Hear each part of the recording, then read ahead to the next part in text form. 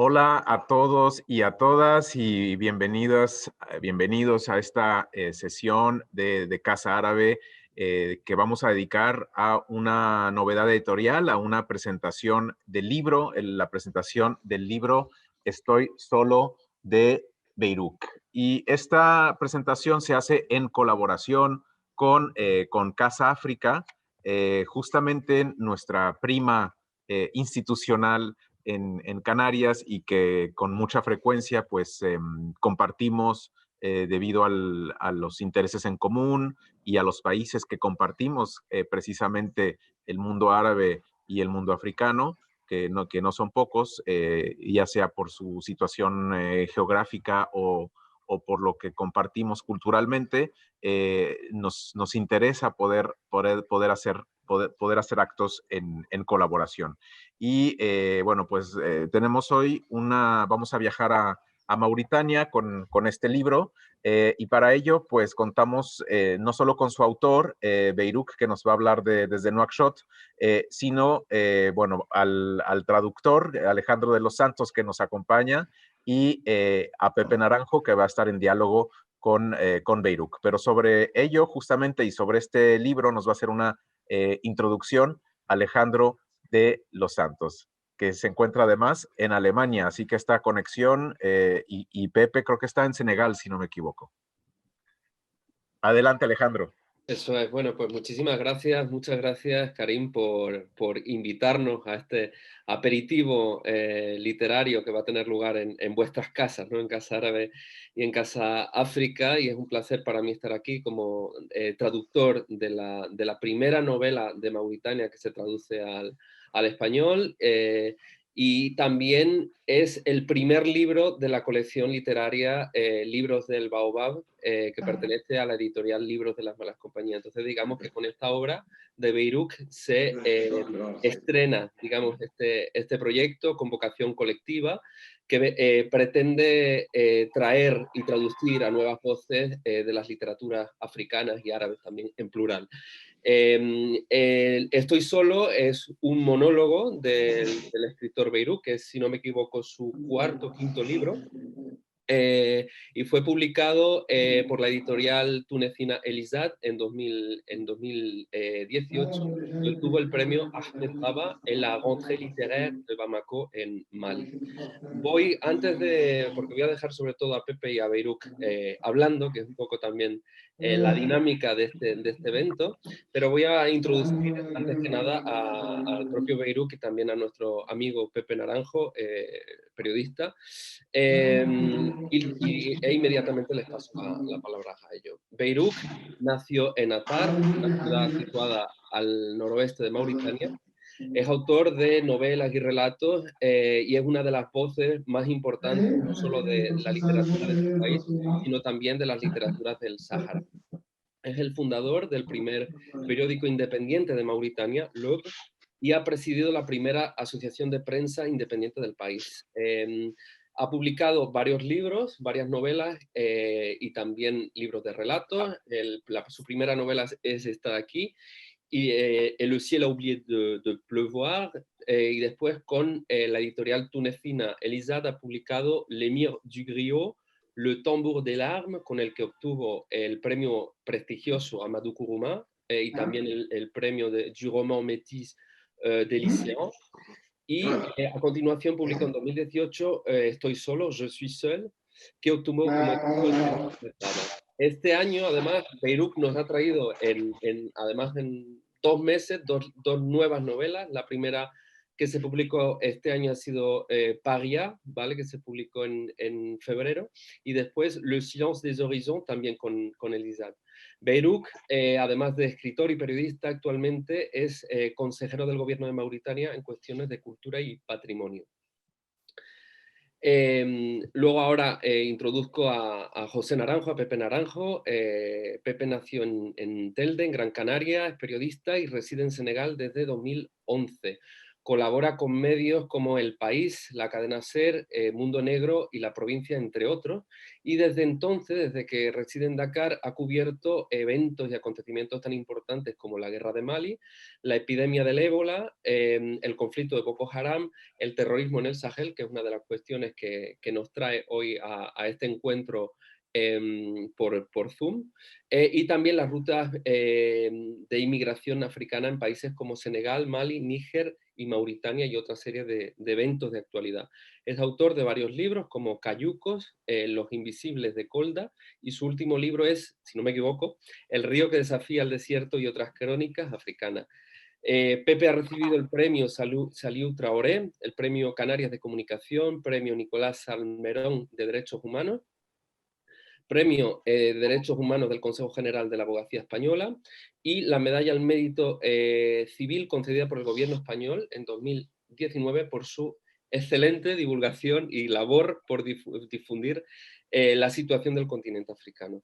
Muchísimas gracias por haber aceptado la invitación, Pepe. Merci beaucoup, muchas gracias, Beirut, por estar con nosotros. Os paso inmediatamente la palabra. Muchas gracias. Merci beaucoup, Karim et Alejandro. Bon, d'abord, vite fait, je voudrais remercier Casa Árabe, bien sûr la maison d'édition et la collection de livres del Baobab pour cette opportunité d'être là avec Monsieur Beyrouk. C'est un vrai plaisir vraiment de partager ce moment, cette présentation de ce roman que j'ai eu l'opportunité de lire. Il y a beaucoup de questions qui remontent, qui viennent dans ma tête et que je vais avoir l'opportunité de poser ces questions à l'auteur. Donc, c'est un vrai luxe d'être là. Donc, bonjour, monsieur Beyrouk. Bonjour. Ça va bien? Très bien, ça va. Bon, je dois vous dire, quand j'ai lu votre roman, Je suis seul, j'ai eu l'impression qu'on est face à un roman à plusieurs couches. C'est comme une espèce d'oignon. La première couche que je vais souligner, d'abord, c'est le sujet que apparemment vous touchez dans le roman, c'est le djihadisme, l'extension des idées radicaux. Pas seulement dans la zone où vous habitez, mais un peu partout dans le Sahel. La première question donc, serait pourquoi vous avez choisi ce sujet de djihadisme? Je sais que vous êtes mauritanien, donc vous venez d'une tradition d'un islam vraiment modéré, d'un islam vraiment tolérant. Mais c'est vrai qu'il y a cette vague d'islam qui vient un peu de l'extérieur. Pourquoi vous avez touché ce sujet? C'est quelque chose qui vous inquiète? Oui, c'est une question qui m'inquiète, c'est une question que je vis, parce que c'est quelque chose qui me concerne et qui nous concerne tous directement. Parce que, comme vous avez dit, nous sommes des musulmans, nous connaissons une autre forme d'islam. Nous n'avons jamais connu l'intolérance. Nous avons toujours cultivé un islam soufi, un islam modéré. Et tout à coup apparaît cette flambée de violence. Il y a beaucoup de gens qui ne comprennent pas.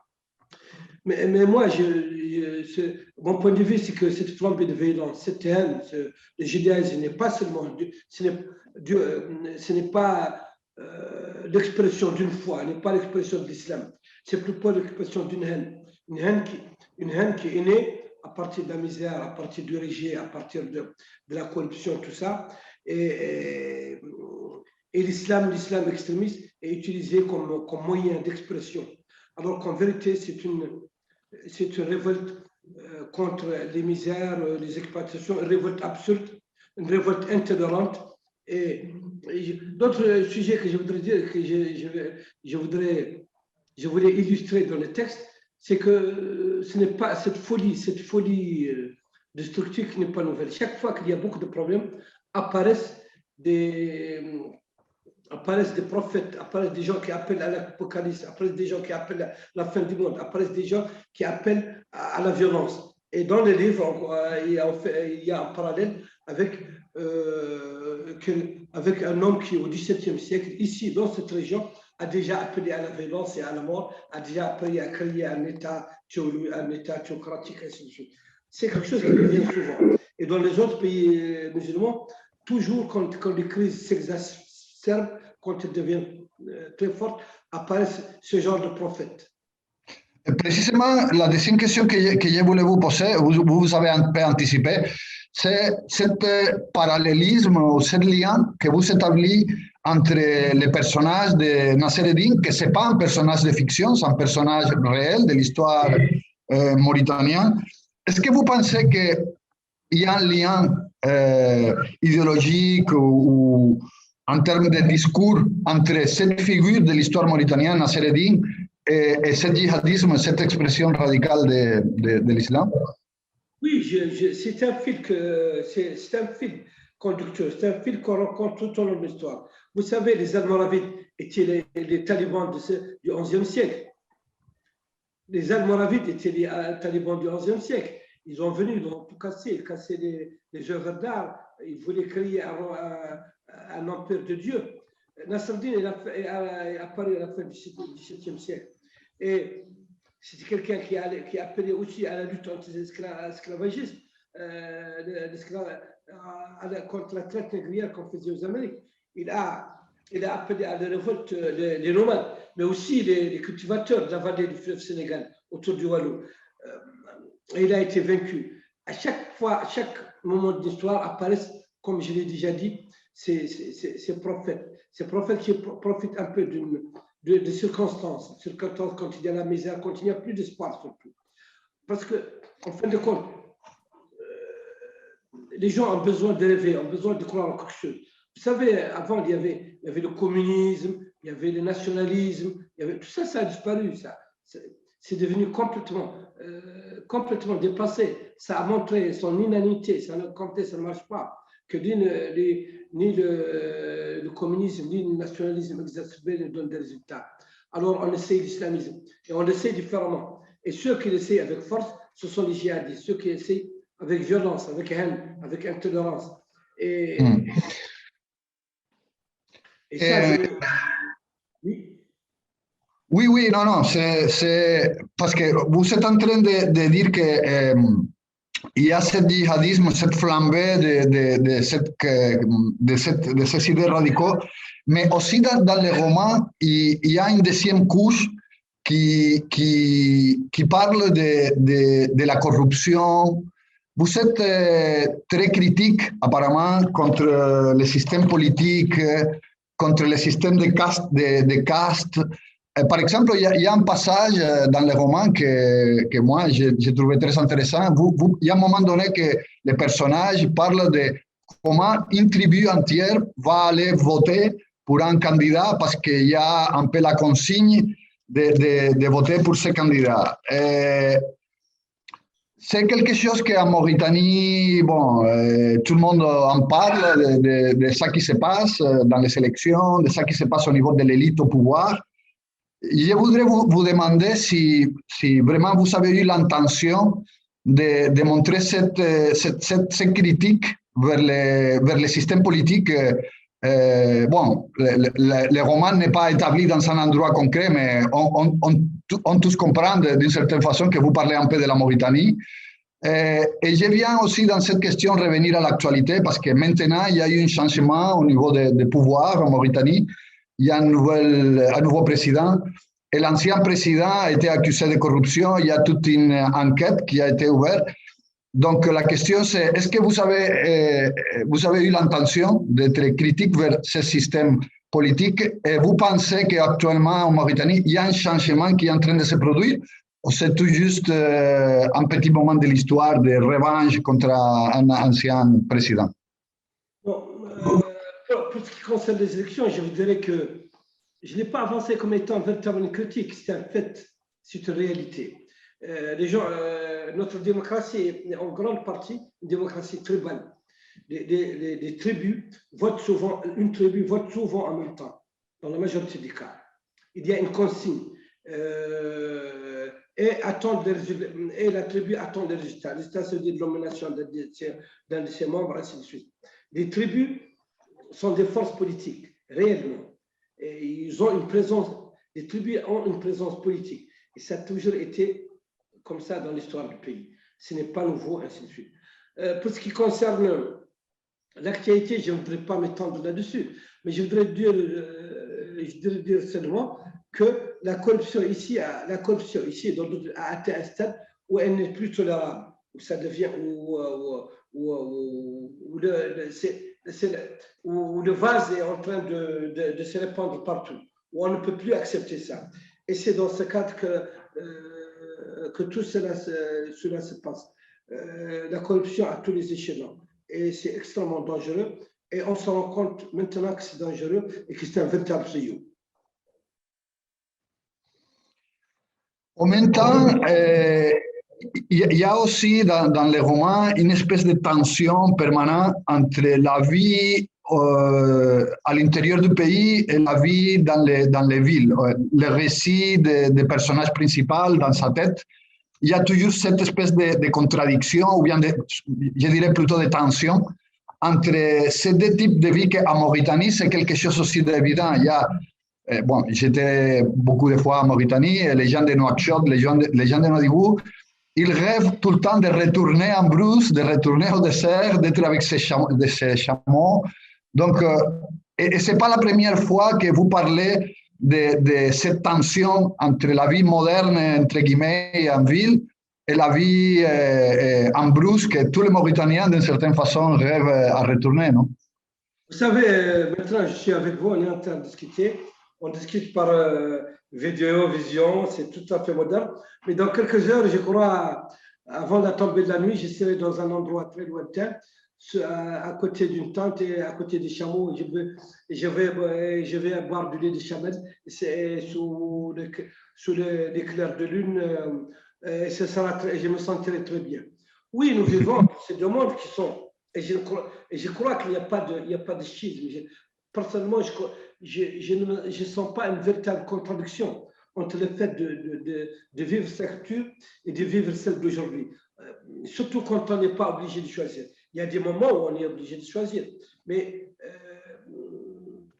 nous aimons bien aller quitter la ville pour le désert, revenir à notre boulot,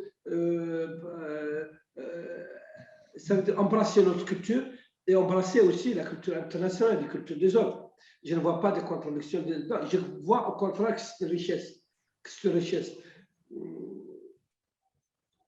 Nous sommes restés nomades en grande partie dans nos têtes. Il y a notre culture nomade, il y a notre monde nomade, le monde nomade qui nous habite encore. Et je pense que ce n'est pas forcément une mauvaise chose et que nous sentons en nous une force quand on va dans le désert, quand on renoue avec nos traditions, quand on quitte une grande villa pour dormir au sommet d'une dune. Mais la Mauritanie, vous serez d'accord avec moi, la Mauritanie a beaucoup changé dans les dernières années. Il y a eu une grande évolution. Est-ce que vous pensez que les nouvelles générations sont aussi de la même façon que vous venez de dire? Pas du tout, je ne pense pas du tout. Mon fils, il refuse d'aller dans le désert. Il n'aime pas dans le désert. Ma fille aussi. Il y a une rupture, mais il y a, on dirait, une rupture qui est en train de se créer entre deux générations. Mais je crois que ce n'est pas une rupture définitive, que le monde ancien reste en nous, que le monde que nous avons vécu, que le désert reste en nous, et que le mode de vie ancien reste aussi en nous. Et surtout, parce qu'il reste en nous, non seulement, ce n'est pas seulement aller dans le désert, mais c'est aussi une culture, c'est aussi une musique, c'est aussi une manière de penser, c'est aussi des poèmes, c'est aussi des histoires, c'est aussi des contes. C'est tout un monde, c'est une musique. Plusieurs formes d'ailleurs de musique. C'est tout un monde. C'est tout un monde. Et je crois qu'il va rester longtemps, qu'il va rester en nous. Je crois que chaque peuple conservera quelques-unes de ses caractéristiques. Chaque peuple conservera une partie de ses différences. Et ça n'empêche pas que dans le monde entier, on créera une civilisation où il y a aussi beaucoup d'uniformité. L'amour est aussi présent dans votre roman. Donc, je ne vais pas faire de spoilers, je ne vais pas avancer ce qui est dans les romans, parce que ce que j'aimerais, c'est que le public espagnol lise les romans. Mais quand même, il y a des personnages féminins qui apparaissent dans les romans et qui montrent aussi, à mon avis, aussi cette tension. Il y a le personnage de Neza, un peu mystérieux, qui n'arrive jamais. Il y a des personnes, des gens qui ont fait les comparaisons avec Godot, en attendant à Godot. Mais bon, il y a quand même ce personnage un peu mystérieux, Neza, mais il y a aussi Selma. Selma représente d'une certaine façon cette vie moderne, luxurieuse, et Neza plus attaché aux traditions qui a resté à l'intérieur du pays. Mais quand même, l'amour a une partie dans votre roman, non? Moi, personnellement, je crois qu'on ne peut pas faire de littérature sans l'amour. L'amour est une partie essentielle de notre vie. Et l'amour fait partie, qu'on le veuille ou non, de tout récit. On ne parle pas d'amour, on sentira l'amour quelque part. Et oui, il y a ces personnages qui sont des personnages. Il y a Neza qui est un personnage classique, mais en même temps, elle a aussi de la pointe. Elle cherche à faire libérer son frère emprisonné à Guantanamo. Elle a des principes. Elle a refusé un mari qui est riche. Elle s'est refusée, elle s'est dit non. Elle le dit avec beaucoup de calme, avec beaucoup de douceur, mais aussi avec de la fermeté. Et il y a Selma, qui est une fille riche, d'une famille riche, qui aime vivre pleinement chaque instant de sa vie. Monsieur Beyrouk, si je ne me trompe pas, vous écrivez directement en français. Votre production littéraire, c'est en français. Je sais que vous savez que votre père, c'était un enseignant à l'école coloniale. Donc, ça vient de là, l'amour pour la langue française. Pourquoi est-ce que vous avez choisi de vous exprimer votre production littéraire en français et pas en arabe? Oui, mon père était instituteur. Il est instituteur de langue française et enseignait le français. Et c'est quelqu'un qui était beaucoup attaché aux écrivains du 19e siècle, qui aimait beaucoup Victor Hugo et qui m'a fait aimer Victor Hugo. C'était aussi, à l'époque coloniale, c'était aussi un indépendantiste. Mais il croyait que la langue française aidait à la liberté, parce qu'il lisait la littérature du 19e siècle, il lisait les philosophes. Et il m'a donné à 12 ans, 13 ans, j'ai commencé par lire Les Misérables à 12 ans, 13 ans. Et depuis, je suis passionné de langue française. Je crois que c'est une rencontre que j'ai faite avec la langue française et que c'est une langue que j'ai beaucoup aimée. Mais je lis en arabe, je lis surtout la poésie en arabe. Et j'aime beaucoup la poésie arabe, surtout la poésie mystique. J'aime beaucoup la poésie arabe. Je suis un fan irréductible de Nizar Qabbani et de Nizar Qabbani. Donc, j'aime beaucoup la poésie arabe. Et c'est lesquelles vos influences, les auteurs français que vous préférez? Je sais que quand vous étiez petit, vous avez commencé par Victor Hugo, peut-être, mais c'est lesquels les auteurs que vous avez beaucoup aimés? J'ai beaucoup aimé le 19e siècle. J'ai beaucoup aimé Verlaine et Apollinaire comme poète. J'ai beaucoup aimé Paul Éluard comme poète. Et j'ai aimé Aragon comme poète et comme écrivain. J'ai beaucoup aimé la littérature romantique du 19e siècle. J'ai lu, par exemple, j'aime beaucoup lire et relire Musset. C'est un peu rétrograde, c'est un peu arriériste ce que j'ai dit, mais c'est comme ça. J'aime Victor Hugo, j'aime les poètes, mais c'est comme ça. Et en espagnol, parce que dans le bouquin, il y a une référence à La guerre du fin du monde de Mario Vargas Llosa, qui m'a surpris, bon, d'une certaine façon. C'est un écrivain que vous aimez en espagnol, Vargas Llosa? Oui, j'aime beaucoup la littérature latino-américaine. J'ai lu tout Mario Vargas Llosa. C'est un auteur que j'ai beaucoup aimé. Il y a un de ses romans, La guerre de la fin du monde, que j'aime beaucoup et j'ai beaucoup aimé. C'est la première fois, si je ne me trompe pas, que vous êtes traduit à la langue espagnole. Oui. Est-ce que vous pouvez nous expliquer un peu c'est quoi le moment de la production littéraire en Mauritanie? Est-ce qu'il y a des nouvelles générations qui sont en train d'écrire ou bien c'est qui les écrivains les plus célèbres en Mauritanie? Parce que le public espagnol ne connaît pas trop la production littéraire mauritanienne. Nous avons surtout une production poétique très forte, très intéressante. Vous savez, dans notre société, la poésie fait partie de nous. Il y a des gens qui disaient que la Mauritanie, c'est le pays des millions de poètes. C'est un peu exagéré.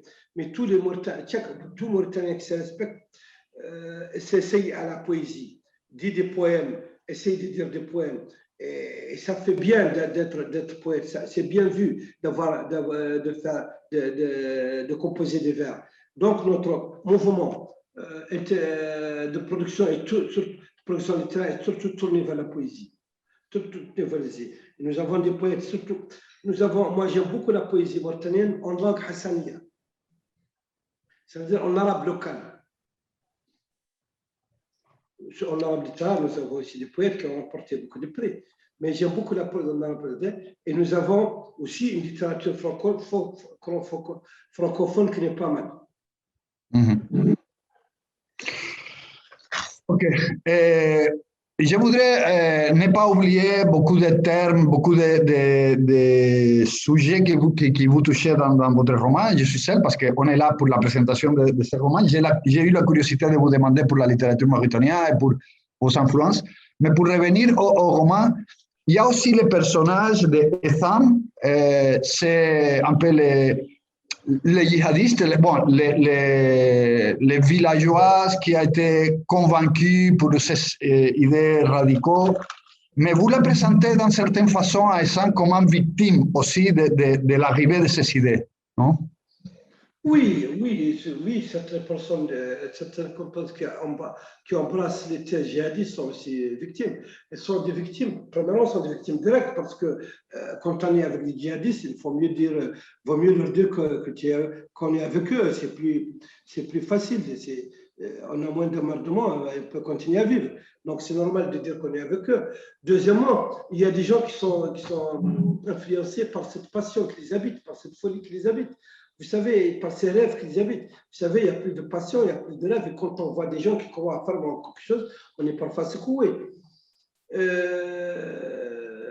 Et puis, les djihadistes, il y a des jeunes qui embrassent le djihadisme avec une réelle foi.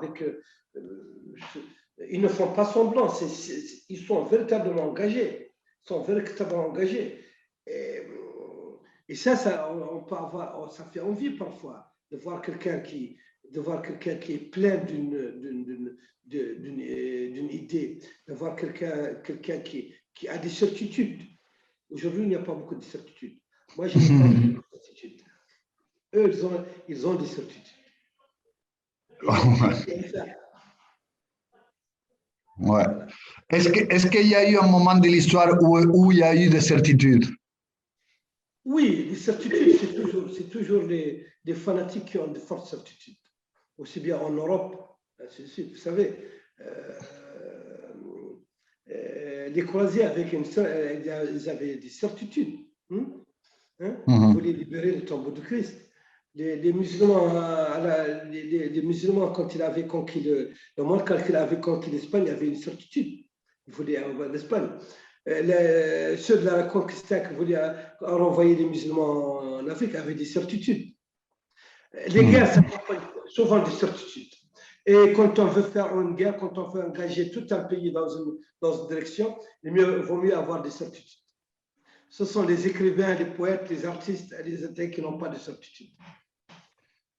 L'ambiance dans votre roman est très serrée. C'est un personnage qui est dans une chambre enfermée et vous savez, je pense, réussi à transmettre cette ambiance de solitude et d'enfermement dans un espace serré. D'où est-ce qu'est venue l'inspiration? Parce que vous pouvez aborder le sujet du djihadisme de beaucoup de façons, mais vous avez choisi de le faire à partir d'un personnage qui est dans une ambiance vraiment fermée. D'où est-ce que cette inspiration est venue et comment ça a été l'écriture, le moment d'écrire ce roman. Oui, vous savez, quand les djihadistes rentrent dans une ville, par exemple, quand ils rentrent à Tombouctou, en fait, Tombouctou devient une prison. C'est toute une prison.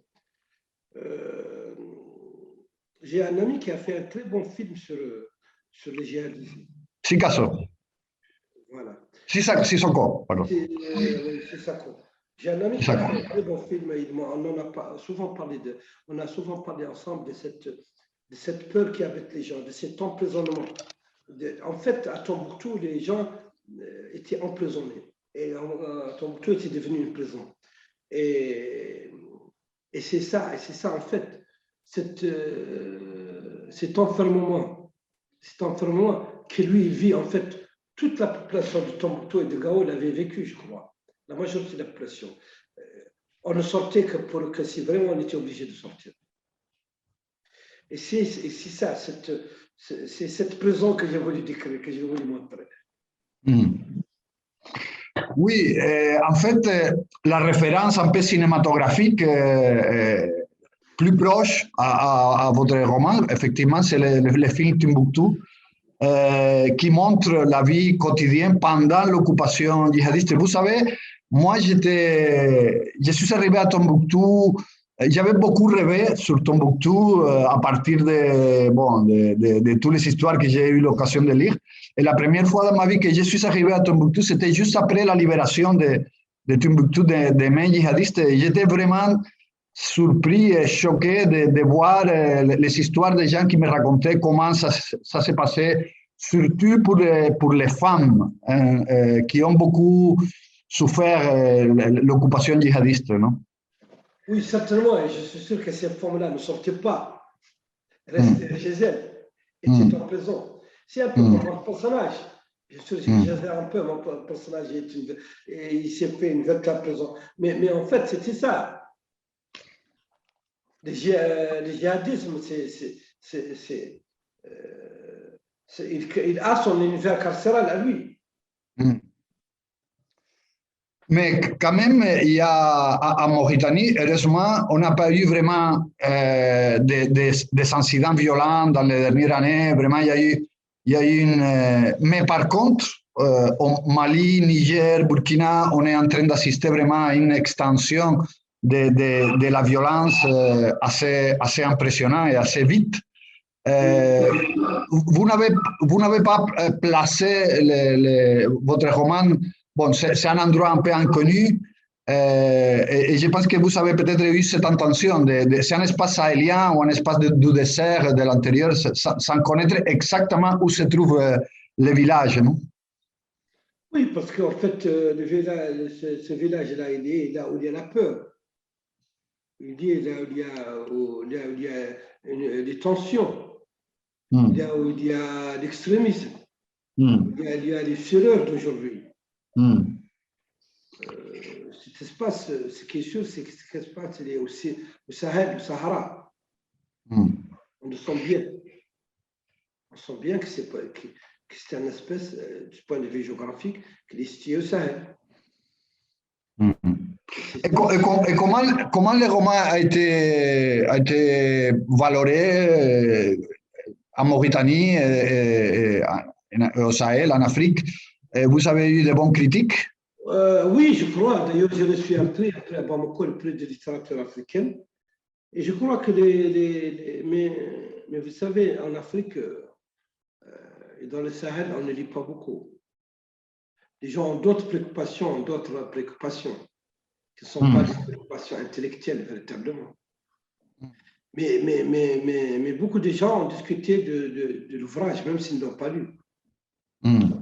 Ils ont discuté des problèmes que ça pose. C'est une question sensible quand même, hein? C'est une question très sensible, non? C'est notre vie, c'est notre avenir. C'est ce que nous sommes, c'est ce que nous devrons être un jour.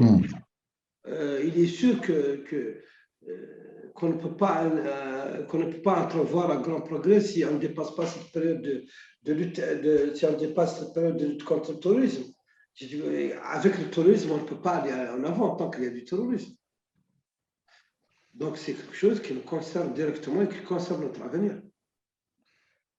Monsieur Beyrouk, la fin du roman est très ouverte. Je ne vais pas donner de détails parce que je ne vais pas faire de spoiler, mais le final est très ouvert. Mais ça me vient à la tête la question de qu'est-ce que vous pensez dans cette tension, dans cette guerre, entre guillemets, entre les idées modérées et les idées plus radicaux, c'est qui va sortir victorieux? Moi, je crois que le terrorisme ne peut pas gagner. Il n'y a pas de perspective. Il n'avance aucune perspective.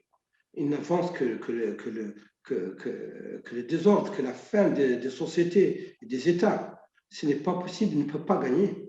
Et d'ailleurs, il y a tellement de forces qui le refusent qu'il ne peut pas gagner. Il a toujours été minoritaire et ultra-minoritaire. Mais il fait par lui parce qu'il a fait des armes, il assassine, il tue. Mais il est ultra-minoritaire, il ne peut pas gagner. Les sociétés africaines, les sociétés Sahel, même si elles peuvent être religieuses, mais si elles peuvent se renfermer sur elles-mêmes, même qu'elles peuvent avoir des idées surannées, les sociétés du Sahel ne sont pas prêtes à accepter le djihadisme, non. Je crois qu'il n'a pas d'avenir.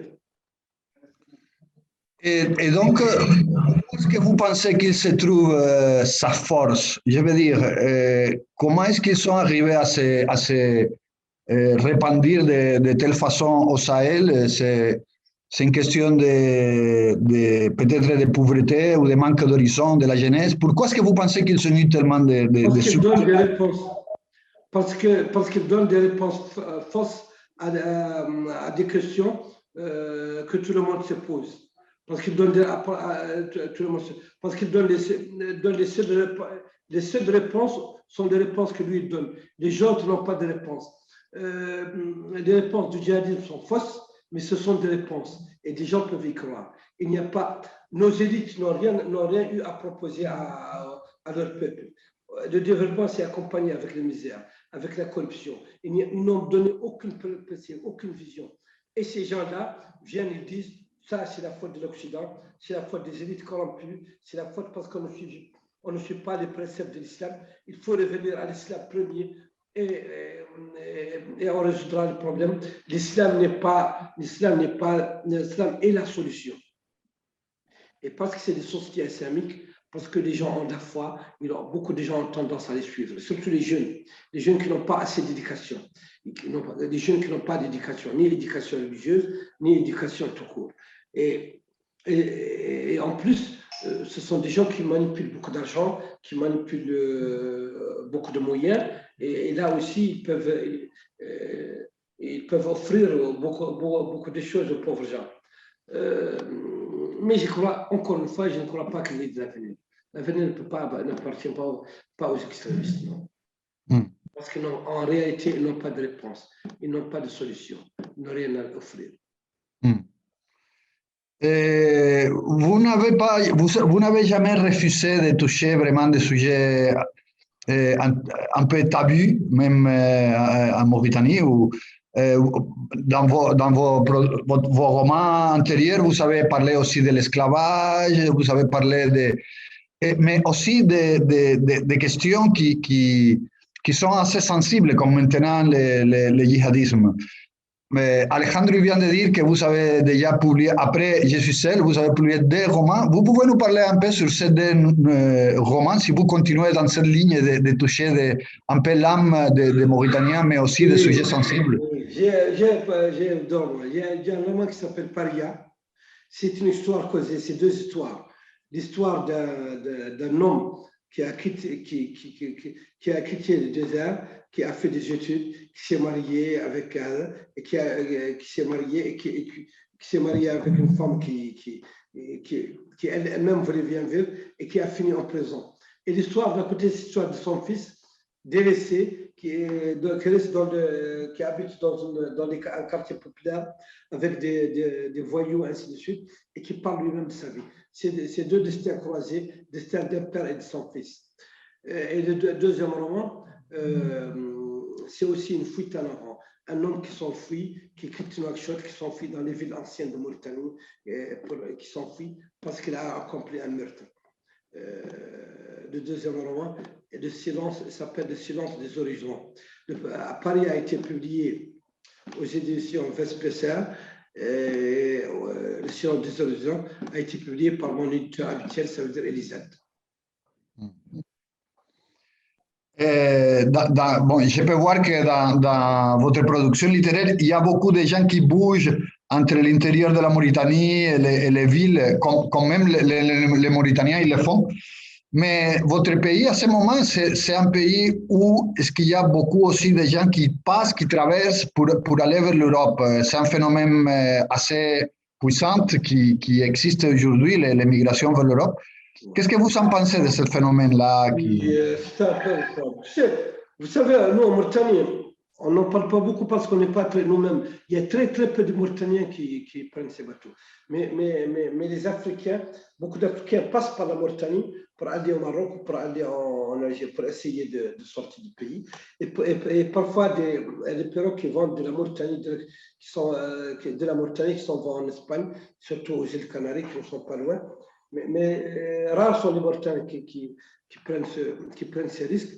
Et c'est pourquoi ce n'est pas un sujet très fort en Mauritanie, parce qu'il n'y a pas beaucoup de Mauritaniens qui tentent l'aventure. Cela dit,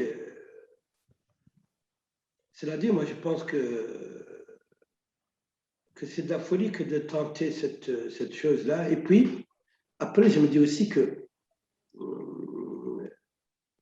le mouvement naturel des populations, c'est de bouger. C'est d'aller d'un endroit à l'autre. On ne peut pas, c'est d'aller d'un pays, d'une zone pauvre à une zone riche. C'est de chercher à améliorer sa vie, c'est de chercher d'avoir une vie meilleure. C'est de chercher la liberté et aussi le paix. Et ça, ce mouvement, on ne peut pas l'arrêter, il va continuer. Tant qu'il y a des riches et des pauvres, tant qu'il y a des gens libres et des gens qui vivent sous des dictatures, c'est un mouvement naturel. C'est normal que les jeunes veuillent aller vers les terres où il y a de l'argent, où il y a de la liberté, où il y a de la vie, où il y a du travail. Surtout quand des jeunes, dans leur propre pays, il n'y a aucune sorte de perspective. Aucune sorte de perspective.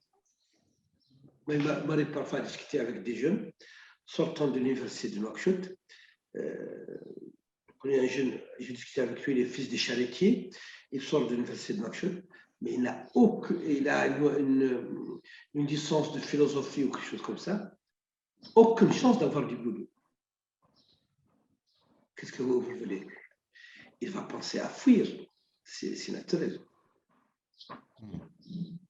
C'est vrai que l'Occident refuse ses portes à ces gens, mais il les ouvre aux gens qui sont riches et il les ouvre aux gens qui ont de grands diplômes.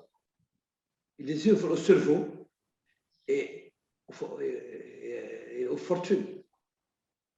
Ces gens-là, ils se sentent complètement coincés, se sentent complètement engloutis par ce monde et ils veulent s'en sortir. C'est normal. Ils risquent leur vie, on ne risque pas sa vie pour rien. Parce qu'ils estiment, beaucoup d'entre eux estiment qu'ils sont déjà morts. Vous parlez de cette... Et ceux qui ne partent pas, justement, parce qu'on parlait du djihadisme, ceux qui ne partent pas en Europe, qui ne prennent pas l'aventure, beaucoup pour eux aussi plongent dans les bras du djihadisme. Parce qu'il n'y a pas de perspective, toujours.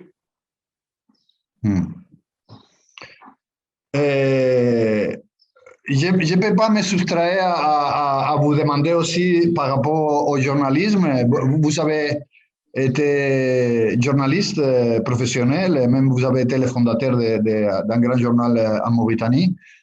C'est quoi les moments de journalisme maintenant en Mauritanie? Il y a une presse assez puissante. C'est quoi les moments de journalisme? Nous avons maintenant, moi quand j'étais journaliste, il n'y avait pas cette effervescence-là qu'il y a aujourd'hui. Premièrement, nous avons beaucoup de sites électroniques, beaucoup. Nous avons des télévisions privées, il n'y en avait pas.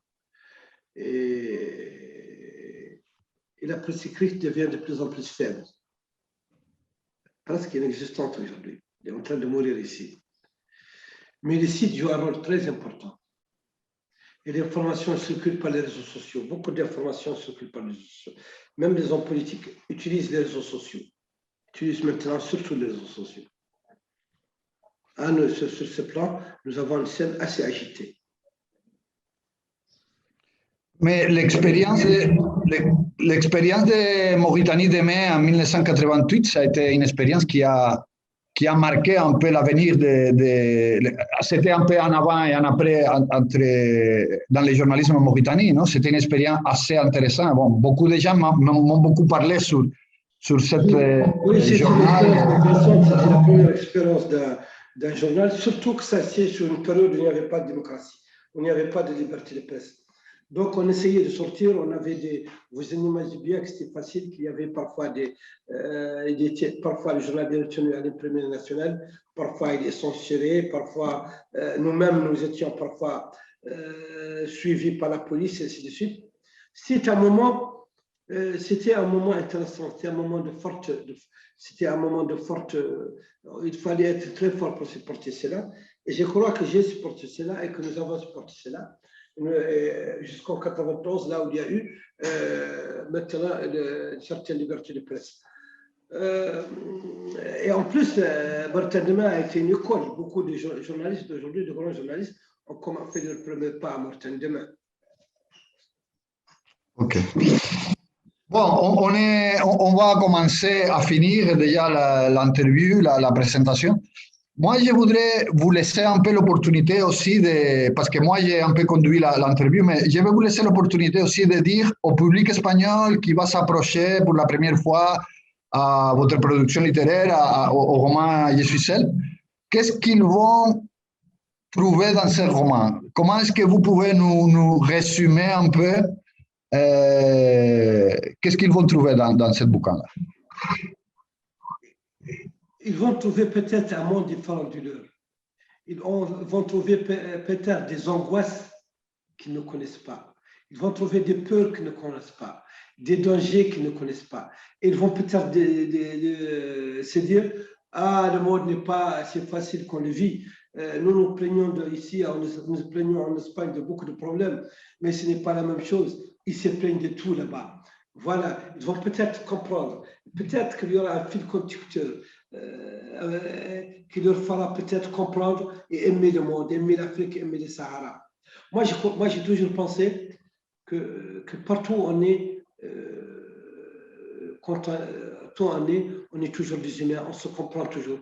Il y a toujours une forme de sympathie qui peut exister entre nous. Vous savez, moi, j'ai toujours pensé que les hommes ils se ressemblent beaucoup. Il y a bien sûr un vernis culturel très fort, mais quand vous grattez les vernis, vous trouvez l'homme, qu'il soit d'Amazonie, d'Espagne, de Mauritanie ou d'ailleurs. Et je crois que chaque roman étranger aussi il y a aussi une histoire d'amour. Mon roman traduit en espagnol, c'est aussi, on peut le considérer comme une histoire d'amour entre la Mauritanie et l'Espagne. Voilà. Et dans cette histoire, bon, ce qui me reste, c'est juste de souhaiter qu'un jour, vous pourrez être en Espagne pour discuter même avec les gens qui vont lire votre roman. J'étais en Espagne quand j'étais journaliste. Ah bon? Il y a longtemps, j'étais en Espagne quelque temps. Et puis, chez nous, les îles Canaries, c'est à côté, quoi. Ah, ça, c'est la tribu de Las Palmas. Voilà, Las Palmas, c'est la ville à côté, quoi. C'est des voisins. C'est une province de la Mauritanie, presque. Voilà, je connais bien. Bon, voilà, ce qui me reste, c'est de vous souhaiter, pourquoi pas, un jour venir, je ne sais pas si Casa Árabe ou quelque part en Espagne, à pouvoir discuter directement aussi avec les gens qui vont lire les livres.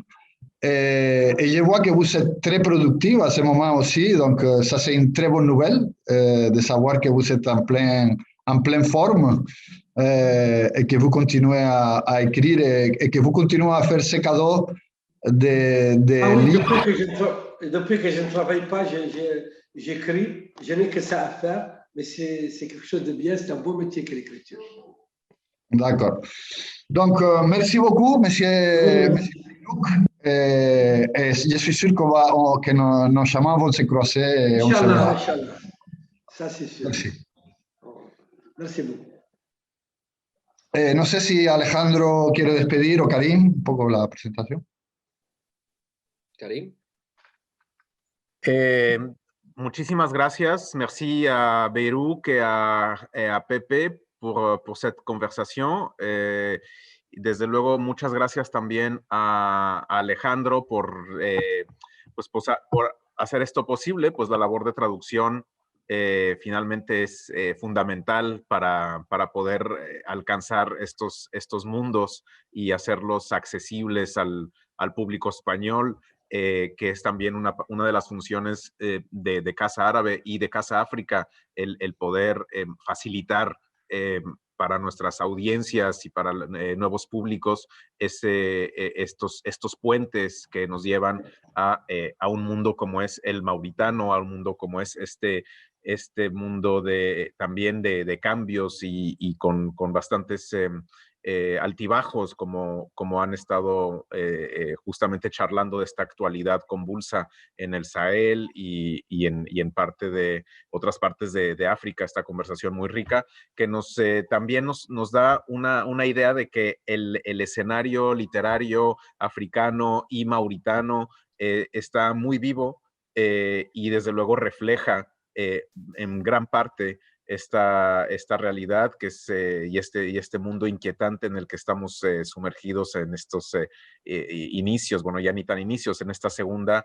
década del siglo XXI. Por mi parte, pues simplemente agradecer a todos los participantes, a Alejandro de los Santos, a José Naranjo y a Beirut, hacer esta presentación de Estoy solo, Je suis seul, la versión en español, que ya está disponible además, así que no tardéis en adquirir vuestro ejemplar.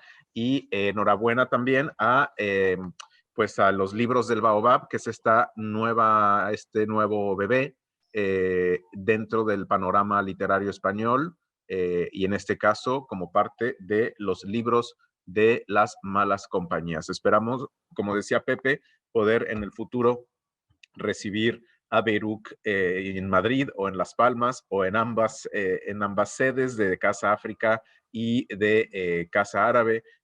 Tenemos de hecho una sede en Córdoba también nosotros, así que una vez que se calmen las aguas pandémicas, esperemos poder estar con todos ustedes. Y pues hasta la próxima. Muchísimas gracias, Karim. Muchas gracias por todo. Muchas gracias por abrirnos las puertas de Casa Árabe, por vuestra generosidad. También a Juan Jaime Martínez, que como siempre está ahí detrás cada vez que hay algún tipo de evento relacionado con la cultura y con la literatura africana. Y nada, muchas gracias también a Pepe por haber aceptado participar en este encuentro, que ha sido realmente muy edificante y enriquecedor. Y por supuesto, muchísimas gracias al gran Beirut, que además he tenido la suerte de sentir dentro de mí durante el tiempo que lo he estado traduciendo. Estoy realmente fascinado por su escritura, por su literatura, por sus libros, y desde luego es para mí una suerte que el público hispano en España, en América Latina, pueda tener acceso por primera vez no solo a la literatura de un país, sino a la de un gran escritor. Muchas gracias a todos y muy buenas tardes. Au revoir, ma salama. Lama. شكرا.